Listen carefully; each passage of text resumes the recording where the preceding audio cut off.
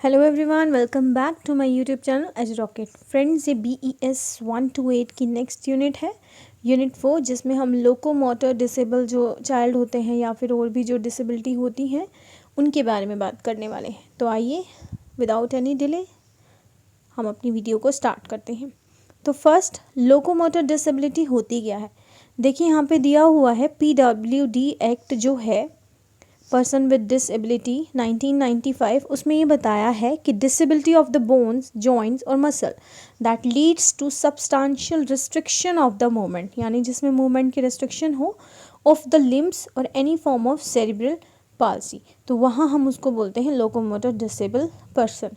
Locomotor जो word है वो निकला कहाँ से है, लैटिन से लोकोमोटिवस।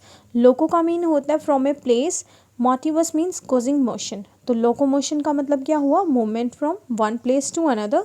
और जिन पर्सन को इनमें इशू होता है, प्रॉब्लम होती है, वो लोकोमोटर डिसेबल पर्सन होते हैं।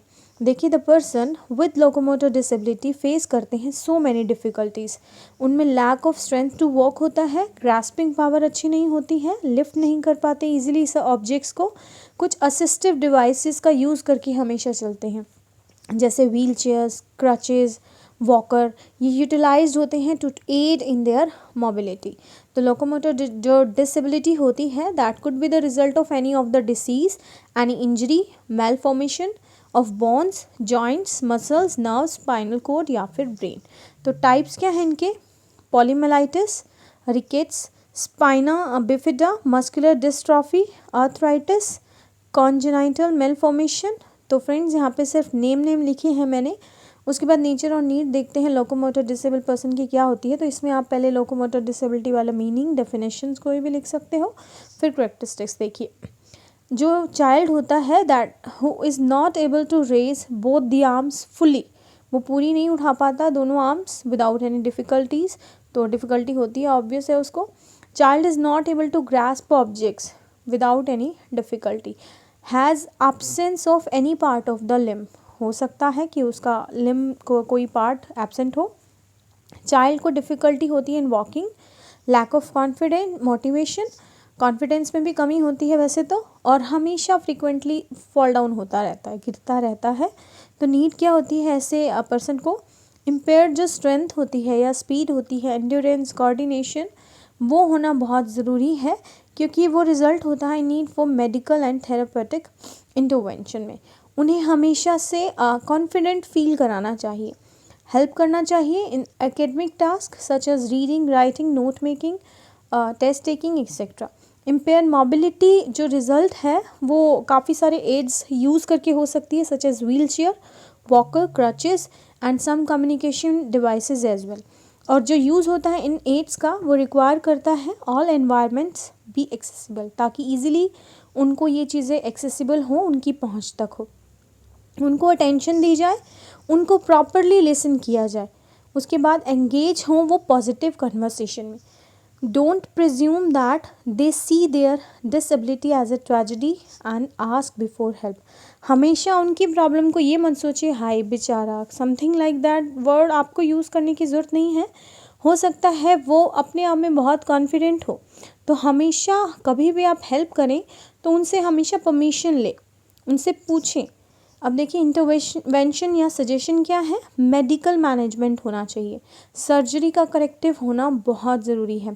काफ़ी थेरेपीज़ हैं, physical, occupational, prosthetics, orthotics, speech and language therapy, और उनको एक बैरियर फ्री एनवायरनमेंट में एक्सेस कराइए। देखिए, आफ्टर दैट एक टॉपिक है मल्टीपल डिसेबिलिटीज़। फ्रेंड्स, ये लोकोमोटर डिसेबिलिटी था, मल्टीपल डिसेबिलिटी है जो रेफर करता है more than one of the specified disability in the rights of person with disability act 2016, जिनके अंदर क्या क्या आता है। फर्स्टली यहाँ पे टाइप्स ऑफ है मल्टीपल डिसेबिलिटी, जो सेरिब्रल पाल्सी और आई थिंक डेफ ब्लाइंडनेस को अपने अंदर, मतलब दो टाइप से बताए हुए हैं। हम देखिए वन बाय वन देखते हैं।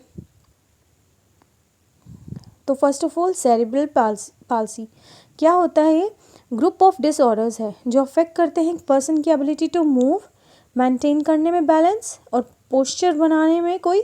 और मोस्ट कॉमन जो मोटर डिसेबिलिटी है चाइल्डहुड में, ये सेरेब्रल पाल्सी है, जिसमें इसका मतलब क्या है, having to do with the brain.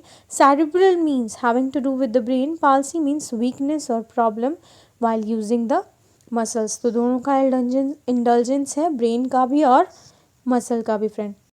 इसके देखिए कॉजेज़ क्या क्या हैं। एबनॉर्मल ब्रेन डेवलपमेंट होता है, डैमेज होता है टू द डेवलपिंग ब्रेन, जो अफेक्ट करता है एक पर्सन की एबिलिटी टू कंट्रोल हिज और हर मसल्स। तो मतलब ब्रेन का कोई डैमेज या डेवलपमेंट में कोई रुकावट सी आ जाना, वो एक पर्सन की एबिलिटी, उसकी कंट्रोल जो उसकी मसल्स पर है उसमें कुछ अफेक्शन मतलब अफेक्ट करता है उसको।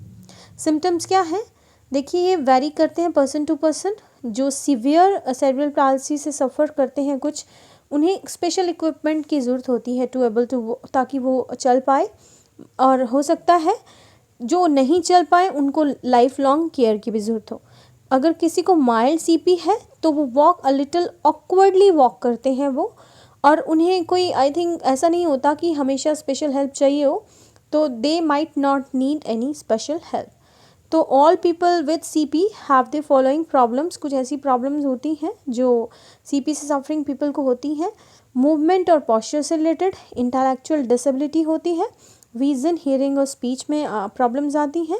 स्पाइन में चेंज एक बनावट सी शुरू हो जाती है अलग सा ही, और जॉइंट प्रॉब्लम इश्यूज हो जाते हैं। देखिए टाइप्स क्या हैं, स्पेस्टिक, एटेक्सिक, डिस्काइनेटिक और मिक्स टाइप। तो ये each type is classified by unique set of cerebral palsy symptoms. ये पॉसिबल है for children to show symptoms of more than one type of cerebral palsy. और जो सेकंड है वो है डेफ ब्लाइंडनेस। देखिए ये क्या है, कॉम्बिनेशन है साइट का, डेफ मीन्स बहरा, ब्लाइंड मीन्स जो देख नहीं सकते। तो कॉम्बिनेशन है साइट का और हियरिंग लॉस का, जो अफेक्ट करता है एक पर्सन की ability to communication, access information and get around. तो समटाइम्स इसको ड्यूअल सेंसरी लॉस भी बोलते हैं, ड्यूअल सेंसरी लॉस या फिर मल्टी सेंसरी इम्पेयरमेंट भी बोलते हैं। दो टाइप की डेफ ब्लाइंडनेस यहाँ पे दी हुई है, एक कॉन्जेनाइटल और एक एक्वायर्ड। देखिए कॉन्जेनाइटल क्या होता है, जब पीपल बॉर्न होते हैं डेफ ब्लाइंड के साथ, और जब इनकी जो कंबाइंड हियरिंग और विजन इम्पेयरमेंट जो है वो बोलने से पहले ही शुरू हो जाती है, बिफोर स्पोकन। तो ये अकर होती है बिकॉज ऑफ हेरिडिटरी और जेनेटिक कंडीशन। इन्फेक्शन कॉन्ट्रैक्टेड होते हैं by the mother during her pregnancy और may be due to any of the disease. Infection, injury, ये अफेक्ट करते हैं एक चाइल्ड को early in that development, early in their development. जबकि जो दूसरी है एक्वायर्ड डेफ ब्लाइंडनेस, वो लेटर इन लाइफ स्टार्ट होती है। इसे एक्वायर्ड डेफ ब्लाइंडनेस तभी बोला जाता है। तो पीपल जो बॉर्न होते हैं हार्ड ऑफ हियरिंग होते हैं और लेटर एक्सपीरियंस करते हैं काफ़ी डिटेरियरिंग साइट के साथ, उन्हें भी अंडर एक्वायर्ड डेफ ब्लाइंडनेस रखा जाता है। जो इनका मतलब ये है कि डेफ पैदा हुए हों, हार्ड ऑफ हियरिंग, बाद में एक्सपीरियंस मतलब लाइफ की स्टेज पर कहीं शुरू हुई हो, साइट डिटेरियोरेट शुरू हो गई हो, ख़राब होना, उसके बाद उन्हें भी हम एक्वायर्ड डेफ ब्लाइंडनेस में डाल सकते हैं। जैसे एक एग्जांपल है अशर सिंड्रोम, फॉर एग्जांपल ये कॉज करता है डेफनेस और hearing impairment at the birth, और जो विज़न इम्पेयरमेंट होता है वो लाइफ की लेटर स्टेजेस पे स्टार्ट होता है। देखिए असेसमेंट कैसे कर सकते हो मल्टीपल डिसेबल पर्सनस का, ऑब्जर्वेशन कर सकते हो, इंटरव्यू ले सकते हो और क्वेश्चनेयर कर सकते हो। इंटरवेंशन यानी सजेशन क्या होने चाहिए ऐसे स्टूडेंट्स के, ऐसे बच्चों के। देखिए ऑक्यूपेशनल थेरेपी ये हर एक डिसेबल पर्सन के लिए है, जो कंसर्न करती है एनालाइज करने में चाइल्ड की ability to perform in everyday context. Goal क्या होते हैं इस थेरेपी के, एनहेंस करना किसी भी फंक्शनल एक्टिविटी की परफॉर्मेंस को, मॉडिफाई करना परफॉर्मेंस कॉन्टेक्स्ट को, डिसेबिलिटी को प्रिवेंट करना, और सोशल रोल जो डिसफंक्शनिंग है उसको भी मतलब रोकना, और इंक्रीज़ करना एक किसी भी पर्सन का सेल्फ एस्टीम, सेल्फ एक्चुअलाइजेशन, और उनको एक पॉजिटिव मोड में पॉजिटिव इंटरेक्शन और पॉजिटिव रिलेशनशिप की तरफ लेकर जाना। उसके अलावा फिजियोथेरेपी, एड्स और अप्लायंसेस यूज़ कर सकते हो। कुछ असिस्टिव डिवाइसेस भी होती हैं इन पर्सन के लिए, जैसे scooter, mobile stander, parallel bars, floor seat, box seats, ये सारी इनके डिवाइसेस हैं। आफ्टर दैट इनके लिए एक पॉटी चेयर भी अवेलेबल होती है, रैम्ड सीट भी अवेलेबल होती है, कटआउट ट्रेज भी होते हैं। तो अब आगे क्या है, एक पोजीशनिंग, हैंडलिंग और कैरिंग टेक्निक्स भी होती है। ये एक अप्रोप्रिएट बॉडी पोजीशन वालों के लिए होता है, जो इंक्रीज़ कर सकता है टाइटनेस को और कॉन्ट्रैक्चर्स को, ताकि जो डिफॉर्मिटीज़ होने वाली हों वो ना हो। इसमें हैंडलिंग का मतलब क्या है, ये एक टेक्निक और मेथड को रेफ़र करता है जो यूज़ किए जाते हैं टू मूव ए चाइल्ड और assist a child to move as independently as possible from one position to another. After that orientation और mobility intervention होते हैं जिसमें electronic traveling जो aids होते हैं उनको यूज़ किया जाता है। कुछ sensory integration therapy भी होती है, teaching activities होती हैं of daily life, communication intervention होती है, साइन लैंग्वेज का यूज़ किया जाता है, सोशल स्किल्स की भी ट्रेनिंग दी जाती है और एजुकेशनल इंटरवेंशन भी होती है, यानी उसमें जो एजुकेशन के लिए काफ़ी रिसोर्सेज यूज़ किए जाते हैं जो इन बच्चों के लिए अच्छे हों, इनको फैसिलिटी प्रोवाइड करें, एक दूसरे के साथ मिलकर काम करना सिखाया जाता है, थेरेपेटिक सर्विस दी जाती है, ट्रेनिंग दी जाती है और रिसोर्स रूम्स की सर्विस दी जाती है, special equipments, teaching learning materials, adopted curricular and adopted teaching strategies भी यहाँ पर लगाई जाती है।